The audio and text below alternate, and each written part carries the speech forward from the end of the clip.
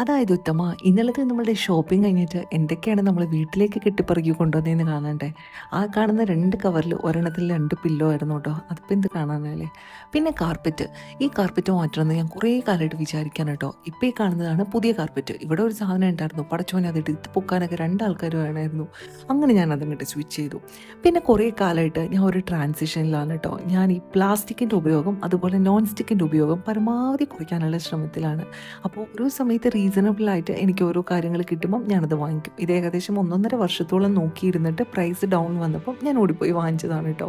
ഇങ്ങനെ കാത്തിരിക്കാൻ എനിക്കൊരു മടിയുമില്ല. ഞാനിങ്ങനെ വെയിറ്റ് ചെയ്തിരിക്കും അതിൻ്റെ പ്രൈസ് എനിക്ക് ആവശ്യമുള്ള പോലെ ഡൗൺ ആവാൻ വേണ്ടിയിട്ട്. പിന്നെ ഈ പ്ലേറ്റ്സും കപ്പും ഒക്കെ it is not a necessity to me. പക്ഷേ കണ്ടപ്പോൾ ഇഷ്ടപ്പെട്ടു, അങ്ങനെ വാങ്ങിച്ചു എന്ന് വേണം പറയാനായിട്ട്. ഇതൊക്കെ ഒരുമാതിരി ലേഡീസ് ഒബ്സഷനാണ്, എനിക്കറിയാം, മാറ്റേണ്ട കാര്യവുമാണ്. പിന്നെ എങ്ങനെയാണ് നിങ്ങളുടെ ഷോപ്പിംഗ് ഹാബിറ്റ്സ്? ഈ കാണിച്ചിരുന്നത് നിങ്ങൾക്ക് ഏറ്റവും കൂടുതൽ ഇഷ്ടപ്പെട്ടിട്ടുള്ള കാര്യം എന്താ?